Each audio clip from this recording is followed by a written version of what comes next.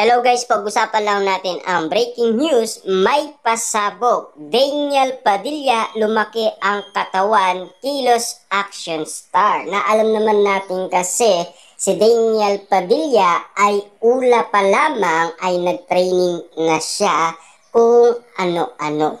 Para nga naman kasi pag-usayan niya ang kanyang pagiging action star. Lalong-lalo na, siyempre alam naman natin, ang pagiging action star ngayon ni Daniel Padilla ay lalo siyang lumalaki ang kanyang katawan dahil sa mabibigat na role na pinagdadaanan niya bilang Andres. Sa katunayan niyan, paganda ng paganda ang bawat episode ng Incognito. Kita nyo naman, kahit walang Catherine Bernardo, naging successful pa rin si Daniel Padilla at lalong-lalo na nasa top pa rin ang kanyang Incognito.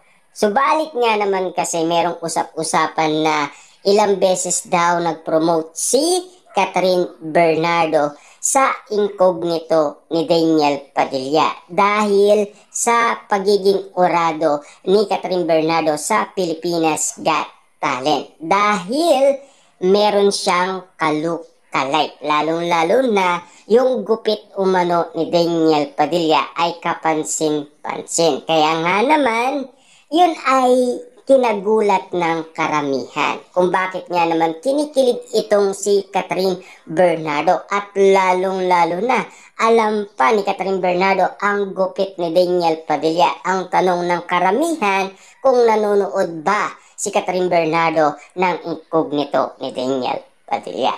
Subalit ayon umano sa chika ng balita sa atin, iba ang aura ni DJ na series, mas pogi ito, lumaki ang katawan, yung kilos niya pang action star talaga at hindi mabibigo ang mga nanonood sa usay niya. Nandoon pa rin yung feel at karisma ni DJ at yung galing niya sa pag-arte. Lalong-lalo na Dugong Padilla yata ang dumadaloy kay Daniel Padilla sa galing umano ni Robin Padilla at ang kanyang amang Romel Padilla at lalong-lalo na ang kanyang tita na si Rostom Padilla na alam naman natin kasi lahat yan ay napanood natin at lalong-lalo na ang ama ni Daniel Padilla na si Romel Padilla sa kanyang asyong Salonga. Yun nga naman kasi, napakagaling doon ng kanyang ama.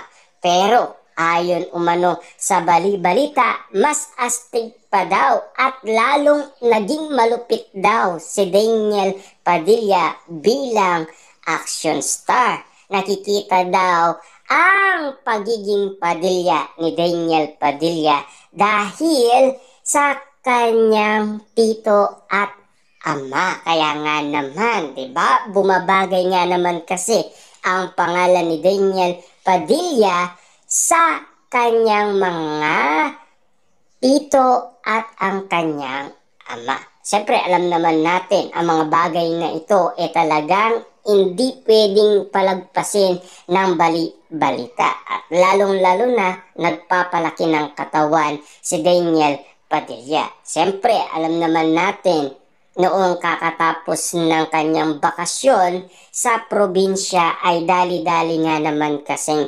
nagbawas din ng timbang si Daniel Padilla. Diba? At siyempre alam naman natin si Daniel Padilla kahit busy-busy yan, wala pa rin siyang girlfriend. Single na single pa rin siya. Ayon ito kay Carla Estrada. At meron din tayong napabalitaan patungkol umano kay Daniel Padilla dahil sa kanyang edad na 30 years old ay naging independent na siya.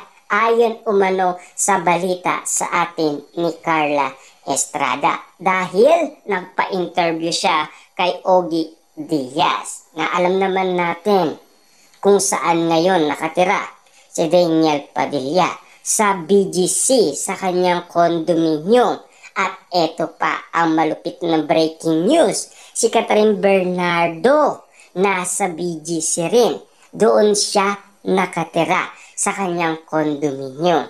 Ayon umano kasi sa mga balita patungkol sa ginagawa ni Catherine Bernardo. Lumalapit na siya kay Daniel Padilla. Ibig sabihin nun, ayon sa kanila, nilalapit ni Catherine Bernardo ang puso niya kay Daniel Padilla. Subalit, meron na unang balita dyan kay Daniel Padilla.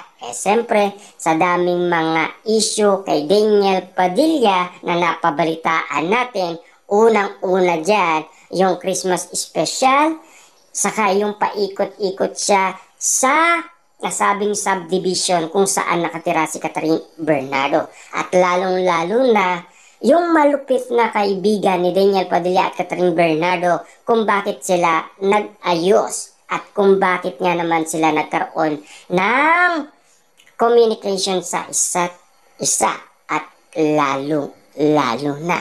Ito ang pinaka matinding balita. Yung mga regalo nila sa isa't isa ay nandyan pa rin at sinusuot nila at ginagamit pa nila. Yan kasi ay napansin ng balita at napansin ng karamihan. Na alam naman natin kasi ang bawat eksena yan ay exclusive na pinag-uusapan at pinagkakaguluhan at pinagpepestaan. At ito pa ang malinaw dyan. Bawat kilos ni Daniel Padilla sa incognito, minamata siya ng balita. Dahil sa forma ni Daniel Padilla sa kanyang mga mata. Yon ang napapansin ng karamihan sa mga episode na pinagdaanan ni Daniel Padilla bilang Andres sa kanyang pag-arte sa incognito. Kaya nga naman kasi minamata siya lagi ng publiko. Diba? Kaya nga naman, mas exciting nga naman kasing panoorin ang bawat eksena ni Daniel Padilla sa incognito dahil minamata siya ng publiko.